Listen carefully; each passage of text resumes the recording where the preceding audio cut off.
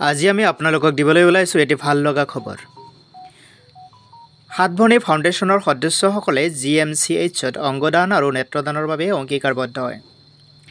সমাজ সচেতনতা আৰু দায়বদ্ধতাৰে সাতভনী ফাউণ্ডেশ্যনে কৰি গৈছে আৰ্ত দুৰ্গতৰ সেৱা। তেজ দান দি যি কৰে মহান দান, ঠিক একেদৰে অংগদান আৰু নেত্ৰদানো মহান দান। স্বেচ্ছাসেৱী সংগঠন সাতভনী ফাউণ্ডেশ্যনৰ উদ্যোগত GMCHৰ ৰোট কাৰ্যালয় আৰু আই বেংকত সাতভনী ফাউণ্ডেশ্যনৰ সদস্যসকলে অংগীকাৰবদ্ধ হয়। স্বেচ্ছাসেৱী সংগঠনটোৱে অংগীকাৰবদ্ধ হোৱাৰ আগতে সম্বৰ্ধনা জনায় ডক্টৰ কনক ভূঞা, নিৰাময় নেশৰ সভাপতি কুশল ডেকা, নেত্ৰ ভঁৰালৰ কৰ্মী হীৰক জ্যোতি শৰ্মা আৰু সমাজসেৱক কন্দৰ্প হাজৰিকাক। অংগদান অংগীকাৰবদ্ধ কৰে সাতভনী ফাউণ্ডেশ্যনৰ সভাপতি বুবু অসম আৰু সম্পাদিকা জোনমণি দেউৰী প্ৰমুখ্যে বহুকেইজন সদস্যই। চিকিৎসালয়ৰ পৰা অসমবাসীক কি আহ্বান জনাইছে শুনো আহক। তাৰ আগতে আমি JNKD নিজৰ তৰফৰ পৰা অংগদান কৰা সাতভনী ফাউণ্ডেশ্যনৰ প্ৰতিগৰাকী সদস্যলৈ আমি জনাইছোঁ শুভকামনা।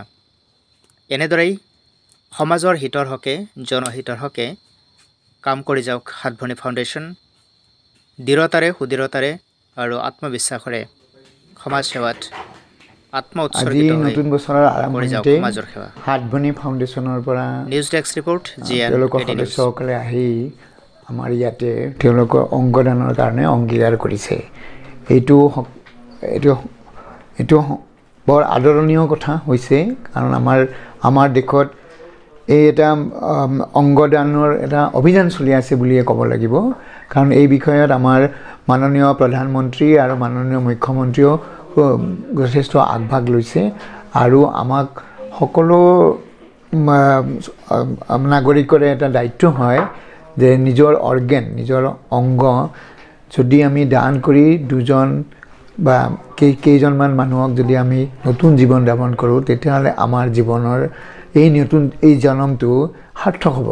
কিয়নো দেখা গৈছে যে এজন সুস্থ মানুহ কিবা কাৰণত দুৰ্ঘটনা বশতঃ যদি ঢুকায় আৰু তেওঁৰ সেই অৰ্গেনখিনি মানে অংগখিনি আমি যদি আমি 9জন মানুহলৈকে দিব পাৰোঁ, অংগ সংৰক্ষণ কৰিব পাৰি আৰু এই 9জন মানুহৰ নতুন জীৱন লাভ কৰে। আমাৰ অসমত এই বিষয়ে আমাৰ কিডনী মানে বৃক্ক সংৰক্ষণৰ কাম চলি আছে, যিটো মানে সদ্য মৃত, যাক আমি ব্ৰেইন ডেড বুলি কওঁ। এই ব্ৰেইন ডেড মানুহৰ পৰা আমি অংগ বেলেগ যিখিনি দৰকাৰী, যিয়ে ক্ৰিটিকেল ডিজিজত ভুগি আছে, ক্ৰিটিকেল বেমাৰত ভুগি আছে, যে কিছুমানৰ কিডনী ফেইলিয়ৰ হৈছে, কিছুমানৰ লাং ফেইলিয়ৰ হৈছে বা যকৃত মানে লিভাৰ ফেইলিয়ৰ হৈছে, তেনেকুৱা মানুহ আমি বাছি উলিয়াব পাৰোঁ আৰু তেওঁলোকক আমি নতুন জীৱন যাপন কৰোঁ। কিন্তু আমাৰ অসমত অন্ততঃ আমি কৰিব পৰা হৈছোঁ এতিয়া কিডনী আৰু লিভাৰৰ সংৰক্ষণৰ কামৰ কাৰণে আমাৰ অসম আগবাঢ়ি আহিছে, আমাৰ সুবিধা হৈ আহিছে। সেইকাৰণে আমাৰ অসমৰ জনসাধাৰণে আগবাঢ়ি আহিব লাগে এইবিলাক সুবিধা ল'বৰ কাৰণে। মই এই সাতভনী ফাউণ্ডেশ্যনক ধন্যবাদ জনাইছোঁ আৰু তাৰ বাহিৰেও তেওঁলোকক মই অনুৰোধ কৰোঁ যাতে তেওঁলোকে নিজৰ অঞ্চলত এই বিষয়ে এটা সজাগতা বঢ়াই আনে আৰু মানুহখিনি আগবাঢ়ি আহিবলৈ তেওঁলোকক উদগনি জনায়। গতিকে মোৰ এইখিনিয়ে ক'বলগীয়া। আৰু হয়তো আমি অনাগত দিনত আমি বহুত যিখিনি দৰকাৰী মানে ক্ৰিটিকেল কেয়াৰ বা এণ্ড ষ্টেজ ডিজিজত ভুগি আছে, তেওঁলোকক আমি নতুন জীৱন যাপন কৰিব। নমস্কাৰ। নেত্ৰদান এটা অতি গুৰুত্বপূৰ্ণ বিষয়, যিটো বিষয় বৰ্তমান আমাৰ সমাজত এটা পিছপৰা হেৰিত আছে। আমি যেনেকৈ ব্লাড ডোনেশ্যন কৰোঁ, তেনেকৈ নেত্ৰদানো এটা অত্যন্ত প্ৰয়োজনীয় বিষয়, যিটোৰ কাৰণে বহুত মানুহ আজিও চকুৰে নেদেখা হৈ আছে।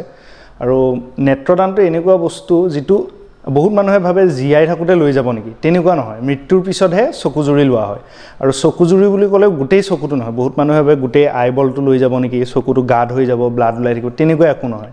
চকুৰ অকল কৰ্ণিয়া পাৰ্টটো, আমাৰ যিটো ক'লা অংশটো থাকে চকুৰ, তাৰে সন্মুখত এটা গ্লাছৰ নিচিনা পাতল লেয়াৰ এটা থাকে, যিটো কৰ্ণিয়া বুলি কোৱা হয়। অকল কৰ্ণিয়া অংশটোহে নেত্ৰদানৰ ক্ষেত্ৰত সংগ্ৰহ কৰা হয় আৰু তাৰ কাৰণে কোনো ধৰণৰ ব্লাড ওলাই নাথাকে, মুখখন বেয়া দেখা নহয়। আৰু এই ক্ষেত্ৰত আজি যেনেকৈ আপোনালোকৰ সাতভনী ফাউণ্ডেশ্যন আমাৰ মাজত আহিছে, আমি অতিকৈ আনন্দিত। এনেকৈ আপোনালোকে এনেকৈ আগুৱাই আহিলে আৰু নতুন প্ৰজন্মৰ এই ক্ষেত্ৰত উৎসাহ পাব, কাৰণ এইবিলাক বস্তু মানুহৰ মাজলৈ যিমানে লৈ যাওঁ সিমানে ইয়াৰ প্ৰসাৰতাটো বাঢ়িব। আৰু আমাৰ মানুহৰ এটা বেয়া স্বভাৱ আছে, যিটো কি হয়, বস্তুটো নিজে জানি নিজতে ৰাখি থয়, প্ৰচাৰ নকৰে। প্ৰচাৰটো অত্যন্ত জৰুৰী, সকলো ক্ষেত্ৰতে প্ৰচাৰটো অত্যন্ত জৰুৰী। আৰু সকলো বস্তুৱে প্ৰচাৰ কৰিলেহে মানুহৰ মাজত আহিব, সজাগ হ'ব। আৰু আমাৰ মানুহে ভাবে যে নেত্ৰদান কৰিলে, বহুত মানুহৰ এনেকুৱা কনচেপ্ট আছে যে নেত্ৰদান কৰিলে চকুটো ক'ৰবাত বিক্ৰী কৰিব নেকি, পইচা পাতিৰ লেনদেন হয় নেকি। কিন্তু এই ক্ষেত্ৰত কোনো ধৰণৰ টকা পইচাৰ লেনদেন নহয়। চকু দিওঁতাজনেও একো নাপায়, আৰু চকু যাক লগাম ৰোগীগৰাকী, তেখেতেও আমাক একো টকা পইচা দিব নালাগে। এইটো সম্পূৰ্ণ বিনামূলীয়া। আৰু এই ক্ষেত্ৰত আপোনালোকে কৰিব পৰা কামটো হ'ল, আপোনালোকৰ নিকট আত্মীয় যদি কোনোবা কেতিয়াবা ঢুকায়, কাৰণ মৃত্যুটো সকলোৰে সেইটো আৰু নিশ্চিত বস্তু, ভগৱানে যেতিয়া জন্ম দিছে তেনেকৈ নিবই। গতিকে কোনোবা এজন ঢুকালে, ঢুকোৱাৰ 6 ঘণ্টাৰ ভিতৰত আমাক খবৰ দিয়ক গুৱাহাটী মেডিকেল কলেজ নেত্ৰভাণ্ডাৰত।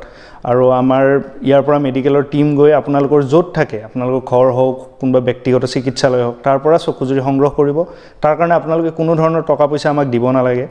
আৰু আমাৰ ফালৰ পৰা আপোনালোকক সেইখিনি সময়ত কৰ্ণিয়াটো সংগ্ৰহ কৰাৰ পিছত আপোনালোকক চাৰ্টিফিকেট আৰু গোটেইখিনি যিখিনি ডকুমেণ্টেশ্যন আছে গোটেইখিনি একেলগে কৰি দিয়া হ'ব। গতিকে এই ক্ষেত্ৰতো আপোনালোকে নিশ্চিন্ত হৈ থাকিব পাৰে।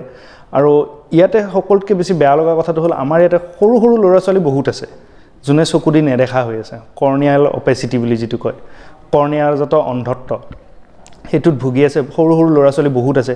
আৰু কৰ্ণিয়াটো এনেকুৱা বস্তু যাক আৰ্টিফিচিয়েলি বনাব নোৱাৰি বা ক'তো কিনিব নোৱাৰে। আপুনি যিমান টকা দিলেও এইটো ক'তো কিনিব নোৱাৰে। গতিকে এই ক্ষেত্ৰত আমি যদি ইজনে সিজনক সহায় নকৰোঁ, ইয়াৰ কোনো মানে বেলেগ উপায় নাই। গতিকে আপোনালোকে আগবাঢ়ি আহক। আজি সাতভনী ফাউণ্ডেশ্যন আহিছে, এওঁলোকৰ 10জনৰো অধিক ব্যক্তিয়ে আজি আমাৰ ইয়াতে নেত্ৰদান কৰিলে।